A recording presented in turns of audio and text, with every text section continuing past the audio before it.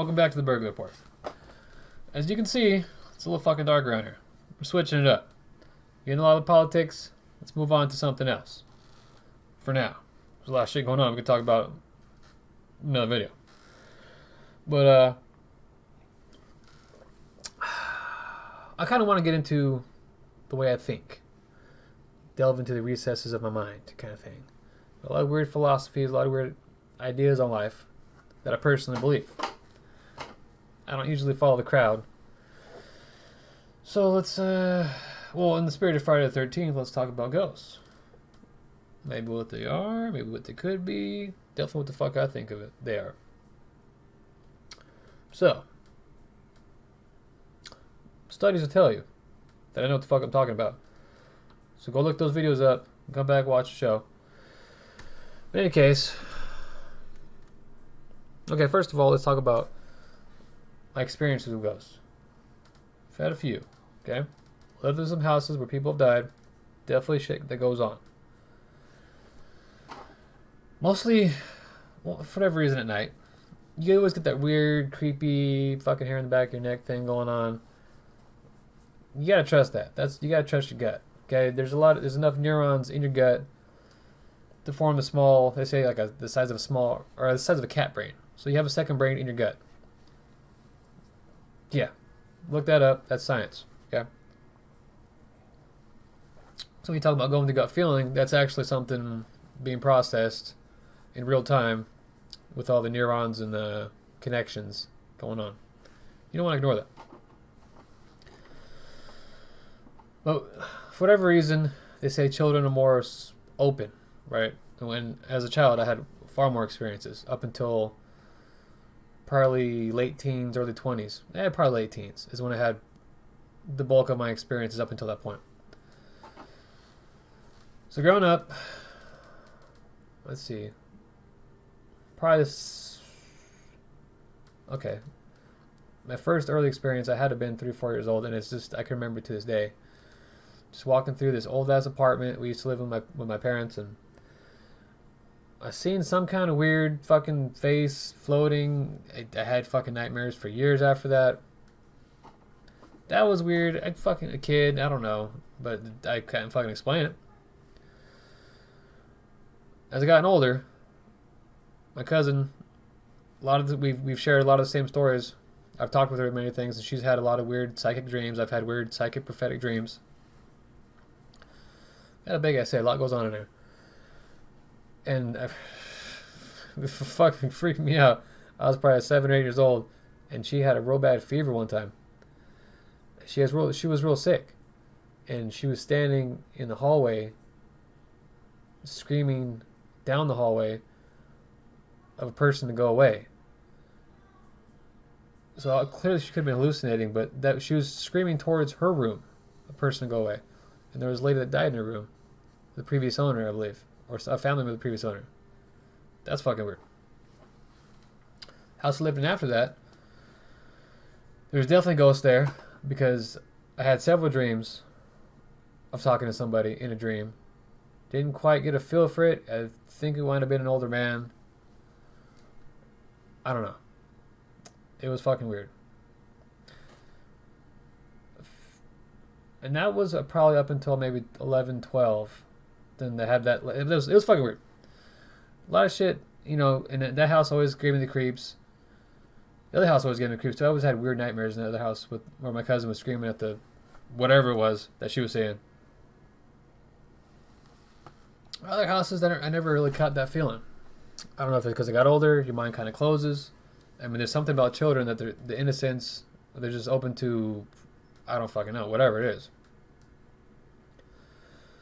But I definitely still had a lot of prophetic dreams that have come true. Some haven't, but they were reoccurring and they're fucking super intense. But as an adult, you know, you get older, you know, you lose loved ones. And I've had loved ones pass away, and they've come to me in dreams. It's clearly I can't fucking scientifically prove it to you, but it's fucking intense. You know, my grandmother passed away a couple years ago, and I had 2 different dreams with her, and it was almost like she was just letting me know she was all right. The second one, it was the craziest, fucking, most intense dream. I woke up in tears, damn near. We were just sitting there drinking together and she was having a laugh. We were having a laugh. And at the end of her life, there was a lot of suffering, so it was a huge relief. And the same thing with a friend of mine, more like a brother. Same shit. He came to me and we were just drinking, and he was just giving me shit like he always did, and it was so intense. So fucking intense. You have lucid dreams where I've had a lot of lucid dreams where you're asleep and you're trying to wake up kind of thing, but this one is just beyond that, where it's an intense fucking alternate reality, and you wake up and you forget which reality you're in. The shit is real. Okay, our subconscious is infinitely more powerful than our conscious. And I have a few theories on what ghosts could be. Okay. First of all, we don't know how time itself moves. Okay, so we set it up as more or less a timeline, like a straight line, one-way direction kind of thing. Time can flow in a fucking whirlpool for all we know. So, plus the idea of parallel universes that are fucking kind of the top theories right now with different dimensions and the whole simulation theory. One idea, what I think ghosts are, could be kind of like a cross fucking interdimensional thing where you're seeing like an apparition or just a bit of somebody else's energy that kind of crosses your path, or maybe you live in the same location more or less, and so they might frequent that same house or whatever you're living in. So that's one idea. Another one is, as I said, we don't know how powerful our subconscious is.